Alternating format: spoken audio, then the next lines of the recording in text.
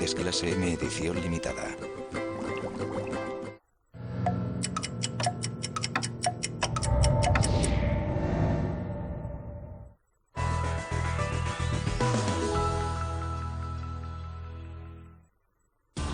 O coração da América é atacado por um terrorista. É o pior ataque até à data em solo dos Estados Unidos. O responsável é um ex-soldado norte-americano que caminha para a sua morte, insistindo que agiu sozinho. O time mentiu-nos para proteger os outros. Terá o FBI capturado todos os envolvidos? Não deixamos nenhuma ponta solta nesta investigação. As perguntas e as respostas. Por detrás do atentado bombista na cidade de Oklahoma. O relatório final. O atentado de Oklahoma. Cidade de Oklahoma. Quarta-feira, 19 de abril de 1995. 6 horas e 53 minutos. O sol ergue sob o edifício federal Alfred P. Murrah. Esta estrutura de 9 andares alberga 16 agências federais. Trabalham aqui mais de 300 pessoas todos os dias. Aaron Allman prepara-se para levar a sua filha Bailey, de 1 ano de idade, para o edifício Murrah, onde também existe um centro de infância no segundo piso. Bailey celebrou o seu primeiro aniversário na noite anterior. Ainda havia brinquedos dentro das caixas. Lembro-me de pensar que ela ainda tinha muito tempo para brincar com eles. Outros pais, incluindo Jimmy e Claudia Denny, também deixam os seus filhos no centro de infância, tal como fazem todos os dias. Entregávamos-los, dávamos-lhe um beijo de despedida, por vezes choravam um pouco, porque não queriam que a mãe e o pai se fossem embora. 9 da manhã. Do outro lado da rua, Lou Claver dá início a uma reunião no Conselho de Recursos Hídricos de Oklahoma. A sua secretária grava todas as reuniões do Conselho de Administração. 9 horas e 2 minutos. Lou Claver encontra-se a meio do seu discurso quando uma explosão vinda do outro lado da rua irrompe pela sala.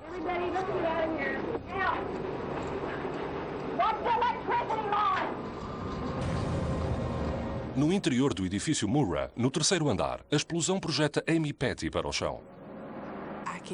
Eu ouvi a minha própria voz, que nem sequer parecia ser eu, a gritar: "Ajuda-me, Jesus", porque sabia que era o fim.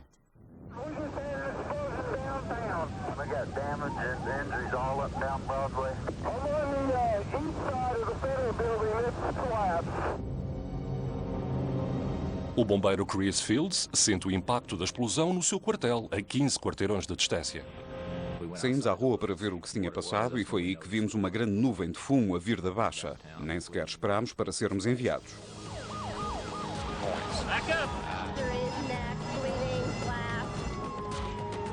Bombeiros, paramédicos e polícias acorrem ao local. Muitos dos primeiros socorristas esperavam encontrar uma explosão de uma conduta de gás, mas encontraram um nível de destruição que nunca tinham visto antes. Toda a frente do edifício Murrah, desde o 9º andar até ao chão, desmoronou. Pelo menos 100 pessoas morreram esmagadas. Centenas mais estão feridas ou desaparecidas. O gerente do edifício, Richard Williams, é um dos muitos que se encontram encurralados debaixo dos escombros. A única coisa que eles conseguiam ver era o meu braço esquerdo que saía da pilha de destroços. Um dos socorristas desenterrou-me de lá, pegou em mim como um bebê e levou-me para fora do edifício. Janet Beck, que se encontrava no primeiro andar, consegue sair de entre os destroços. Aquilo que vê assemelha-se a uma zona de guerra. Eu não sabia para onde ir. Havia um caos tremendo lá embaixo. 9h15.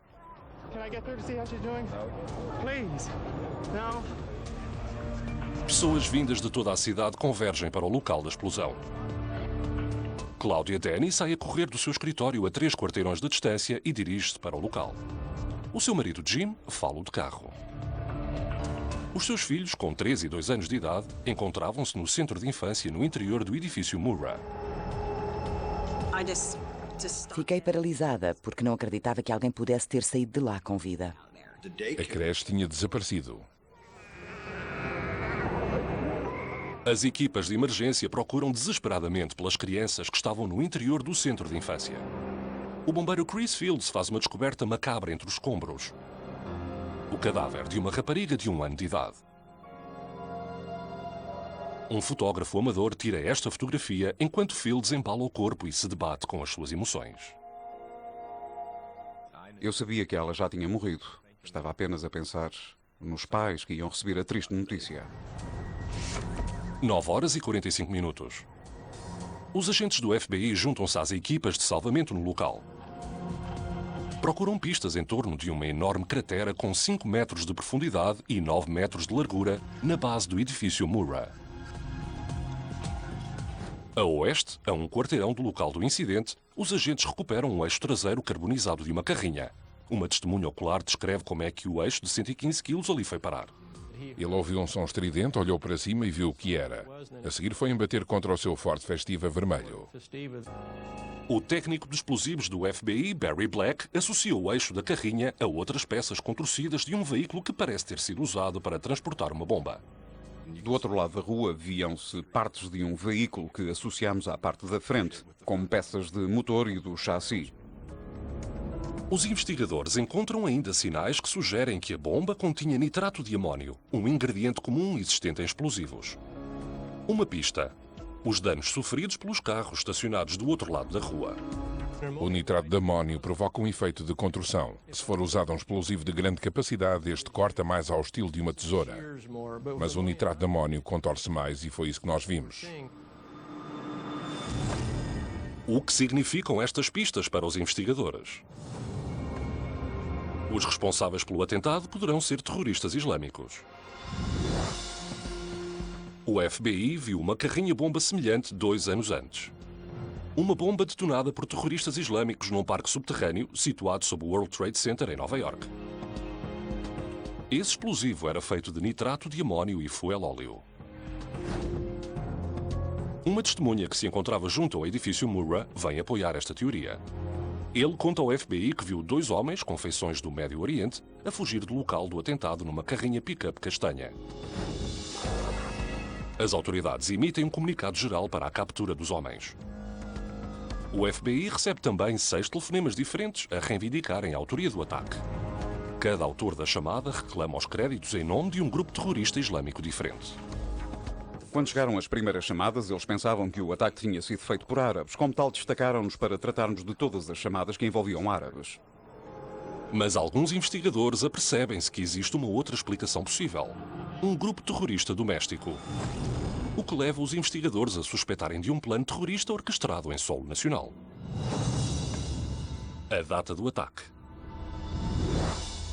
O agente especial do FBI, John Hersley, sabe que a data de hoje é importante para a agência e para os radicais antigovernamentais. Começámos a pensar na data que era 19 de abril e percebemos que a tragédia de Waco tinha ocorrido precisamente 2 anos antes. Hoje é o dia que marca o 2º aniversário do controverso ataque do FBI ao complexo da seita dos Davidianos em Waco, no Texas. O FBI usou tanques para lançar gás lacrimogéneo no interior do complexo. As provas indicam que David Koresh e os seus seguidores responderam ateando fogo ao seu próprio edifício. Morreram 75 pessoas, incluindo 25 crianças. A tragédia tornou-se em assunto de controvérsia usado por grupos milicianos radicais que acreditam ter sido o FBI a começar o incêndio e não os Davidianos. 10h30. As equipas de emergência montaram unidades de triagem no local do atentado. Os paramédicos chegam com mais de uma centena de vítimas aos hospitais locais. 1/3 delas encontra-se em estado crítico. Jimmy, Claudia e Danny procuram pelos seus filhos desaparecidos num abrigo da Cruz Vermelha, a 10 quarteirões do edifício Murrah. Os voluntários que aí se encontram telefonam para os hospitais na tentativa de localizar vítimas da explosão. Chamam os Dannys à parte para lhes transmitirem notícias urgentes. Tinham encontrado uma menina de 2 anos com cabelos ruivos e olhos azuis que estava no Centro Médico Sudoeste. Eu disse que só podia ser ela, porque era a única menina ruiva da creche. Fomos até lá e, tal como esperávamos, era a Rebecca. Não estava em estado crítico, mas todo o seu lado esquerdo tinha sido atingido. Embora estejam aliviados por a sua filha estar salva, os Dannys não fazem ideia do que aconteceu ao seu filho Brandon, de 3 anos de idade. Rezámos porque era tudo o que podíamos fazer. Rezámos para termos mais um milagre. It is chaos down here. A um quarteirão do sítio da explosão, os investigadores analisam o eixo carbonizado que eles acreditam ter pertencido à carrinha que transportou a bomba. Descobrem um número de chassis na sua parte lateral.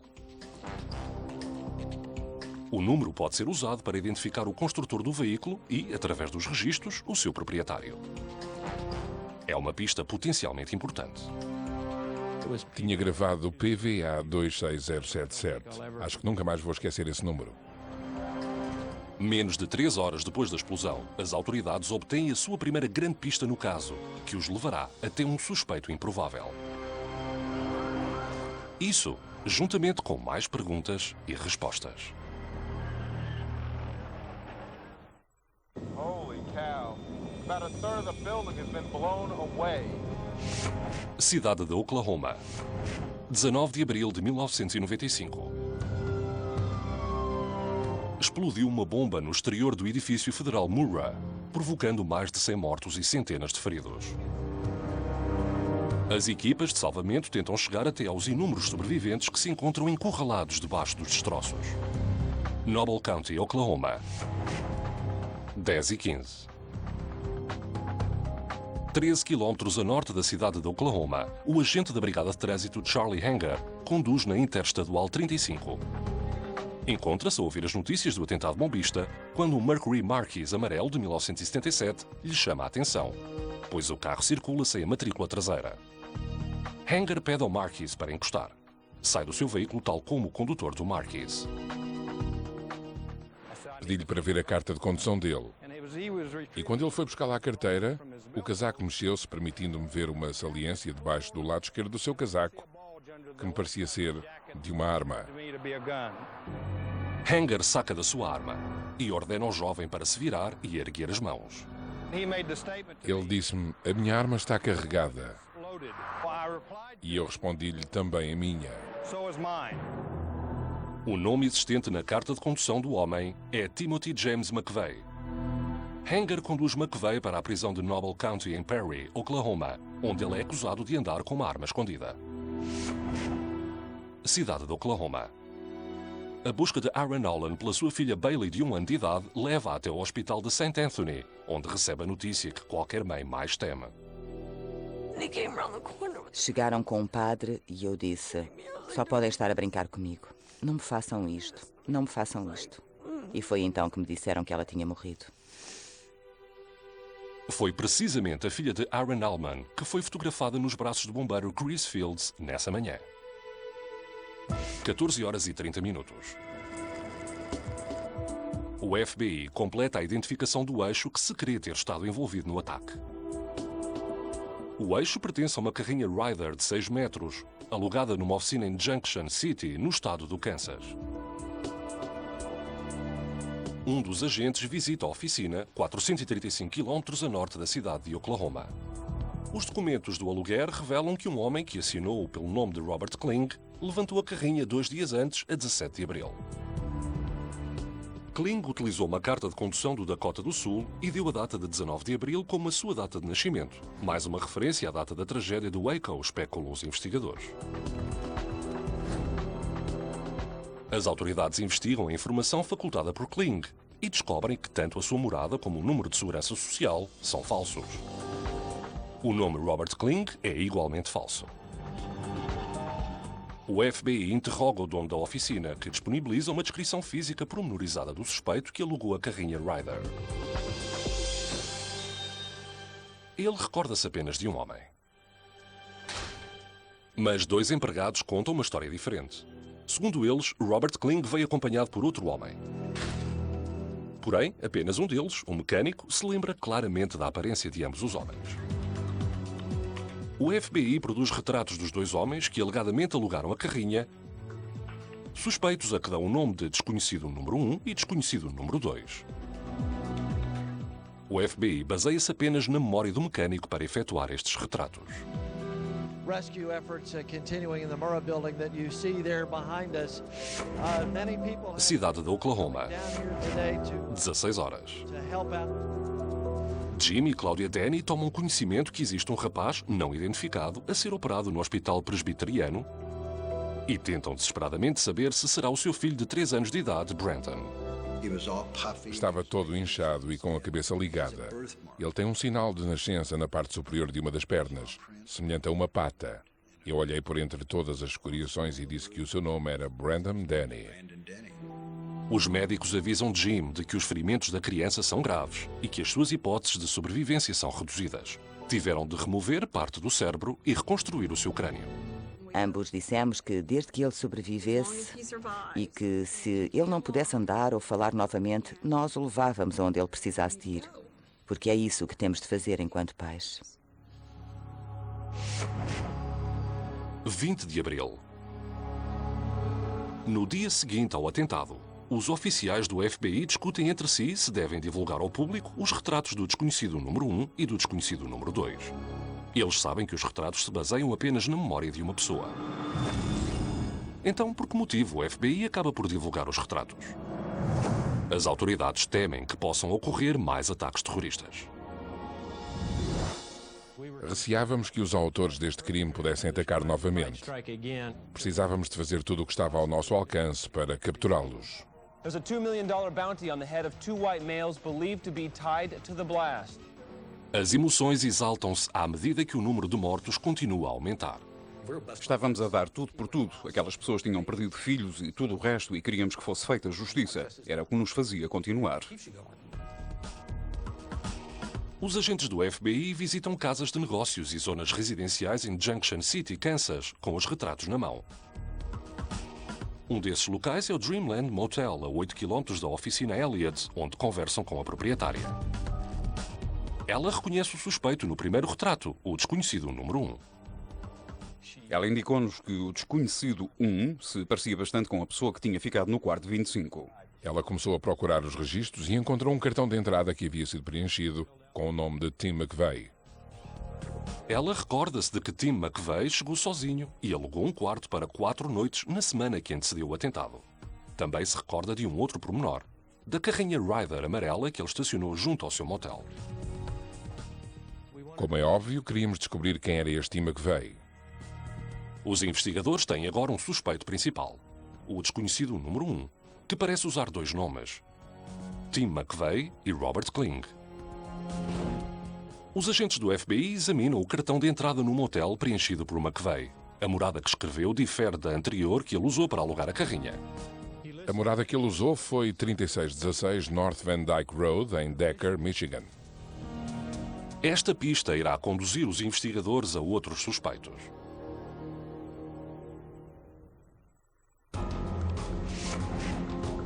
Cidade de Oklahoma, 21 de abril de 1995. Várias centenas de agentes federais de todo o país investigam o pior ataque terrorista doméstico até à data. As autoridades conhecem o nome do seu principal suspeito, Tim McVeigh, mas ainda precisam de o encontrar. Introduzem o nome numa base de dados criminal e descobrem que alguém com esse nome está preso em Perry, Oklahoma, acusado de porte de arma ilegal. O FBI envia rapidamente agentes para a prisão de Noble County. Quando os agentes partiram para Noble County, não sabíamos ao certo aquilo que iriam encontrar. Os investigadores encontram-se cara a cara com McVeigh e perguntam-lhe se sabe o motivo da sua visita. Ele disse provavelmente por causa do que aconteceu na cidade de Oklahoma. Depois disso, recusou responder a mais perguntas. Ao examinarem o cartão prisional de McVeigh, os agentes descobrem uma pista. McVeigh escreveu a mesma morada que apareceu no cartão de entrada no Dreamland Motel. 3616 North Van Dyke Road, Decker, Michigan. Ficámos então a saber que o Tim McVeigh de Noble County era o mesmo Tim McVeigh que aparecera no Dreamland Motel com a carrinha Ryder. Os agentes estão certos de que ele é o desconhecido número 1 e colocam-no sob custódia federal. As autoridades continuam a perseguir outros suspeitos à medida que vão recolhendo provas de uma conspiração mais abrangente. associam a morada de Decker, Michigan, a esta quinta ocupada por dois irmãos, James e Terry Nichols. A polícia local informa que os irmãos Nichols são conhecidos por fazer detonar explosivos e outros dispositivos do género na sua propriedade. Uma equipa especial do FBI toma a quinta de assalto, mas os irmãos não estão presentes. Os agentes confiscam potenciais ingredientes para fazer bombas, incluindo fusíveis de segurança e pólvora. Quando James Nichols surge mais tarde, é levado sob custódia e os agentes partem à procura do seu irmão Terry. Conseguem localizar a ex-mulher de Terry Nichols, Lana Padilla, em Las Vegas. Lana Padilla sabia imenso sobre aquilo que procurávamos. Confirmou-nos que Terry Nichols opunha-se fortemente ao governo. Como tal, a nossa pergunta era: onde está ele? Padilla diz que o seu ex-marido de 40 anos vive atualmente em Harrington, no Kansas. A seguir, revela que o melhor amigo de Nichols é o seu antigo colega do exército, Timothy McVeigh. Ela entrega aos agentes esta carta em código que Nichols escreveu a McVeigh há 5 meses. Apesar de McVeigh nunca a ter recebido, a carta contém referências a armazéns. E ainda a mensagem vai em frente. As autoridades acreditam que se trata de um código para um plano terrorista. Será que McVeigh e Nichols estavam a planear vingar a tragédia de Waco? Sim. Ambos queriam desencadear uma revolução contra o governo dos Estados Unidos. Os investigadores descobrem, a partir de membros da família, que McVeigh e Nichols expressavam as suas opiniões extremistas acerca da restrição do acesso às armas desde 1988. Tim McVeigh conheceu Terry Nichols no exército e aproximaram-se um do outro devido às suas conversas sobre armas. Tinham esse ponto em comum. O jornalista Lou Mitchell, que entrevistou McVeigh na prisão, diz que as armas foram uma das principais razões que o levaram a alistar-se no exército. O exército, como ele me disse certa vez, tinha todas as munições do mundo, munições gratuitas. Nichols e McVeigh defendiam os direitos dos portadores de armas e eram fãs de um romance sombrio chamado Os Diários Turner. O livro retrata um grupo radical de direita que derruba violentamente o governo dos Estados Unidos após tentativas por parte do Congresso de limitar o acesso dos civis às armas. McVeigh descreveu-mo em termos bíblicos como o seu Antigo Testamento. Nichols abandonou o exército em 1989, enquanto McVeigh continuou, tendo servido na Guerra do Golfo 1 ano e meio depois. O melhor atirador do seu batalhão, McVeigh recebeu uma estrela de bronze pelo seu serviço. Mas quando tentou entrar para as forças especiais, não conseguiu atingir o seu objetivo. McVeigh abandonou o exército e passou por dificuldades para encontrar emprego. Andava descontente. Tinha vindo da Guerra do Golfo e estava a ganhar o ordenado mínimo. Começou a ficar revoltado e embarcou nesta odisseia. McVeigh e Nichols começaram a percorrer o circuito de feiras de armas a vender os excedentes de aparelhos militares. Como muitos dos que simpatizavam com o movimento de milícia de extrema-direita da década de 1990, eles detestavam a presidência Clinton. Ficaram especialmente furiosos quando Clinton assinou a Lei Brady, que exigia que os compradores aguardassem 5 dias antes de receberem a arma para que o seu cadastro pudesse ser averiguado. O movimento de milícia neste país começava a agitar-se. Tinham receio que a administração Clinton fosse acabar com os direitos dos donos de armas. As opiniões antigovernamentais de McVeigh intensificaram-se em fevereiro de 1993. À imagem de muitos do movimento miliciano, ele tornou-se obcecado com o caso do Waco ocorrido no Texas. McVeigh via o assalto ao complexo davidiano como um abuso grosseiro de poder por parte do governo. McVeigh chegou mesmo a dirigir-se ao local durante o cerco de 51 dias. Vivia-se uma espécie de ambiente carnavalesco. As pessoas vendiam autocolantes de para-choques e ele estava entre elas. Semanas mais tarde, McVeigh e Nichols viram através da televisão o complexo a consumir-se em chamas. Estavam certos de que tinha sido o FBI a incendiá-lo deliberadamente. As mortes de 50 homens e mulheres e 25 crianças aumentaram ainda mais o ódio de McVeigh em relação ao governo. E levou-o a passar do pensamento radical à ação radical. Timothy McVeigh tinha atravessado aquela linha ténue. Nesse momento, McVeigh soube que tinha de fazer alguma coisa. Embora McVeigh se encontre sob custódia, os oficiais temem que ele tenha cúmplices a planear mais ataques. Harrington, Kansas. 21 de abril de 1995. 14 horas e 30 minutos. A residência de Terry Nichols é colocada sob vigilância federal. Nichols, que se encontra no seu interior, apercebe-se que está em sarilhos. Ele tinha ouvido o seu nome na rádio e que Tim McVeigh tinha sido preso. Nichols receia que o FBI tome a sua casa de assalto e decide entregar-se à polícia. Ele concorda em encontrar-se com as autoridades federais e nega qualquer envolvimento no atentado. Nichols tem um álibi sólido para o dia do ataque. Estava em casa, no Kansas, com a sua família. Mas tem mais dificuldades para explicar a última vez que viu McVeigh, apenas 3 dias antes da explosão. Nichols diz que foi à cidade de Oklahoma para ir buscar McVeigh, que estava com problemas mecânicos no seu automóvel, e afirma que durante o regresso para o Kansas, McVeigh referiu que se encontrava a planear algo em grande. Ele não denunciou Tim McVeigh de imediato, mas disse coisas que incriminavam Tim McVeigh somente quando lhe convinha tentar distanciar-se do crime. Nichols insiste que deixou McVeigh em Junction City e nunca mais o voltou a ver. A sua história levanta ainda mais suspeitas aos investigadores, que continuam a entrevistá-lo durante as 9 horas seguintes. Perry, Oklahoma. 21 de abril de 1995. Passaram-se 2 dias desde o atentado. A nação vê Timothy McVeigh, de 27 anos de idade, pela primeira vez. Os agentes federais escoltam-no da prisão de Noble County para uma base militar próxima, onde será formalmente acusado. Harrington, Kansas. 22 de abril. O FBI obtém um mandado de busca para revistar a casa de Terry Nichols, onde os agentes confiscam um arsenal de armas, incluindo 32 espingardas e pistolas. Descobrem ainda outras provas, como detonadores e um recibo de 900 kg de fertilizante de nitrato de amónio. Um ingrediente que eles acreditam ter sido utilizado na bomba de Oklahoma. Também confiscam um cartão telefónico usado por Nichols e McVeigh durante o último ano e meio. Aquilo forneceu-nos basicamente um mapa das pessoas com quem eles contactavam, das atividades que eles faziam e dos locais que frequentavam. E descobrimos que a conspiração tinha começado com o Terry e o Tim no outono de 1994. O FBI prende Terry Nichols como testemunha principal, com outras acusações pendentes. Uma vez que uma conspiração desta envergadura terá provavelmente envolvido muitas outras pessoas, as autoridades continuam à procura de outros cúmplices.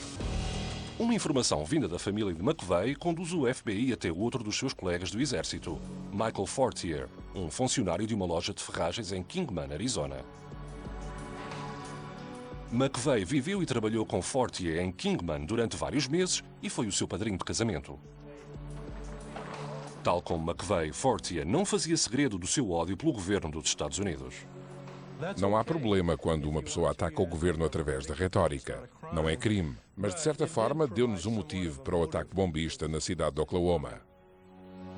Enquanto o FBI se prepara para interpor uma ação judicial contra Michael Fortier e a sua esposa para descobrir aquilo que eles sabem, a comunicação social começa a segui-los para todo o lado. Entretanto, prosseguem as buscas pelo misterioso desconhecido número 2. Os investigadores federais excluíram a possibilidade de o homem ser Terry Nichols ou Michael Fortier. Continuam a seguir pistas sobre o suspeito de costa a costa. Chegavam literalmente centenas de informações por hora vindas de todo o país, referentes a todo o tipo de avistamentos. O FBI também persegue possíveis suspeitos estrangeiros, mas sem sucesso. Além disso, surge um problema. A testemunha que afirma ter visto 2 homens de feições árabes no local do atentado não para de alterar a sua história. Dizia que eles tinham virado em determinado sítio, depois dizia que tinham ido em sentido contrário numa estrada de sentido único. Estava sempre a alterar a história. Os oficiais começam a duvidar se existirá alguma ligação árabe ao atentado. Nunca chegou a haver qualquer informação que ligasse Terry Nichols ou Tim McVeigh a homens do Médio Oriente. Mas o caso muda surpreendentemente de rumo quando os investigadores tentam solucionar o mistério que envolve o desconhecido número 2.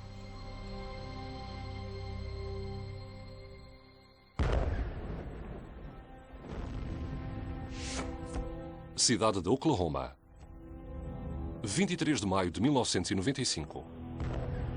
5 semanas após o atentado, as autoridades ordenam uma demolição controlada do edifício federal Alfred P. Murrah. Agora podem recuperar os poucos corpos que tinham sido impossíveis de alcançar.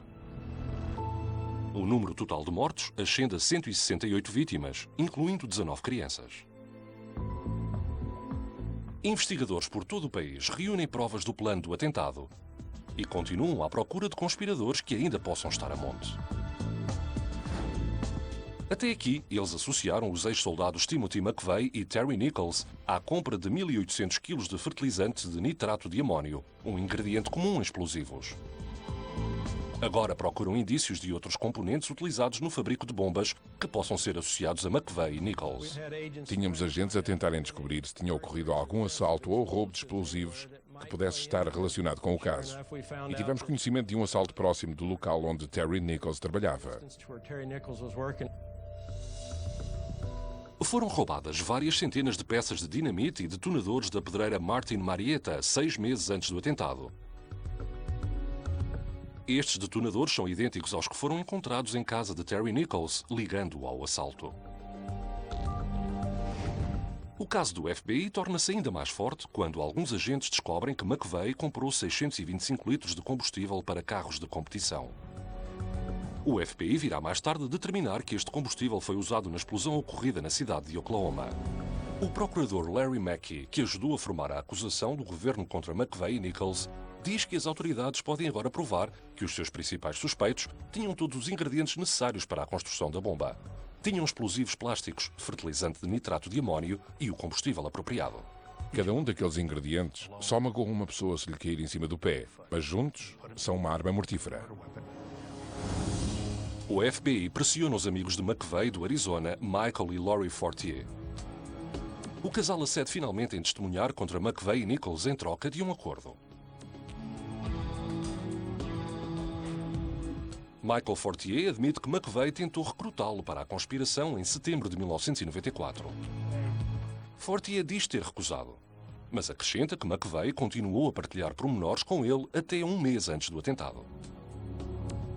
Ele tinha sido muito franco com Michael e Lori Fortier acerca daquilo que ia fazer. Tinha referido inclusive o próprio edifício, o tipo de carrinha que ia usar. Disse-lhe que tinha obtido todos os componentes necessários para a bomba e que estava apenas à espera do dia 19 de abril. Michael Fortier revela ainda que ele e McVeigh foram de carro até à cidade de Oklahoma em dezembro de 1994. Estudaram o edifício Murrah e, de acordo com Fortier, escolheram a zona de descarga onde McVeigh iria estacionar a sua carrinha-bomba. Fortier afirma que, apesar da fachada do edifício ser em vidro, ele não viu o centro de infância mesmo por cima da zona de descarga. As autoridades rejeitam esta afirmação. Tim McVeigh sabia a quando da altura em que escolheu o local e o edifício que iriam morrer crianças. O que levou McVeigh a escolher o edifício Murrah. Ele disse a Fortier que tinha sido dali que tinham sido emitidas as ordens para atacar Waco. Existiam lá agências da lei, nomeadamente a ATF, que tinham gabinetes no edifício. Ele queria deitar o edifício abaixo. Mas McVeigh estava equivocado em relação às ordens do Waco. Nenhum dos que trabalhavam no edifício Murrah tinha tido qualquer envolvimento no assalto. Os Fortiers também revelam às autoridades como McVeigh planeou combinar o fertilizante e o combustível no interior de 16 barris na traseira da carrinha Ryder. O peso total da bomba rondaria os 2.700 quilos. McVeigh disse-lhes que iria amarrar explosivos plásticos aos barris e instalar rastilhos até à cabine do condutor. Ele próprio acenderia os rastilhos a partir daí e teria tempo suficiente para fugir de carro. Iria explodir tudo em simultâneo e provocar imensos danos e uma enorme destruição. O conhecimento interno da operação por parte dos Fortiers é crucial para a acusação. Por esse motivo, as autoridades concedem imunidade a Lori Fortier. Michael Fortier concorda em reconhecer-se culpado pelo tráfico de armas para McVeigh, entre outras acusações, mas não será indiciado de cumplicidade no atentado. Foi-nos muito difícil e até revoltante trabalhar com Michael e Lori Fortier. Eles podiam ter evitado toda esta tragédia com uma simples chamada anónima. Enquanto os investigadores federais reúnem provas contra McVeigh e Nichols, continuam a não conseguir identificar o desconhecido número 2. Nem McVeigh nem Nichols oferecem qualquer explicação. Os agentes regressam à oficina Elliott um mês após a explosão e recolhem todos os registros de aluguer de carrinhas Ryder da semana de 19 de abril. Ao analisarem todos os documentos, chegam à conclusão que tudo não passou de um equívoco. O desconhecido número 2 nada teve que ver com o atentado. A colina relevada está para o assassinato de Kennedy, como o desconhecido número 2 está para o atentado de Oklahoma. Quem é o desconhecido número 2? O mais provável é ser um produto da fraca memória de uma testemunha. Os retratos do desconhecido número 1 e do desconhecido número 2 são baseados na memória de uma só pessoa, o mecânico da oficina. Os investigadores acreditam que ele ficou confuso com os dois grupos separados de clientes que vieram com um dia de intervalo. Os documentos de aluguer mostram que Timothy McVeigh, também conhecido por Robert Kling, tinha alugado uma carrinha Ryder por volta das 16 horas do dia 17 de abril. No dia seguinte, um par de soldados locais do exército, sem qualquer ligação a McVeigh, Michael Hurting e Todd Bunting, entraram também por volta das 16 horas e alugaram uma carrinha Ryder. O Sr. Bunting assemelha-se bastante à descrição do desconhecido número 2, que tinha cerca de 1,80 m e era muito bem constituído. As autoridades afirmam que o mecânico se confundiu e misturou os encontros com McVeigh e Bunting num só acontecimento. Quando apresentámos estas provas ao mecânico, ele disse ter a certeza absoluta de que a pessoa que ele descrevera como sendo o desconhecido número 2 era Todd Bunting. No final do verão, um grande júri federal indicia McVeigh e Terry Nichols de 18 crimes, incluindo homicídio de primeiro grau e conspiração para usar uma arma de destruição maciça. Uma vez que se trata de um caso federal, os procuradores limitam-se a aplicar as acusações de homicídio pelos agentes federais que morreram na explosão. Enquanto McVeigh espera pelo seu julgamento, o seu advogado nomeado pelo tribunal, Stephen Jones, não acredita nas afirmações de McVeigh quando ele diz que agiu sozinho no dia do atentado. Tim McVeigh não tinha qualquer experiência que o pudesse ter levado a planear, construir e detonar uma bomba tão eficaz. Jones explora possíveis ligações a separatistas brancos e grupos terroristas islâmicos. Apesar de o seu cliente continuar a desmenti-lo, Jones acredita que McVeigh foi um peão voluntário para os verdadeiros, mas desconhecidos cabecilhas da operação. O nosso cliente não queria que nós descobríssemos a verdade. Ele iria sacrificar-se para salvar os outros. A seguir, o julgamento de McVeigh, juntamente com mais perguntas e respostas.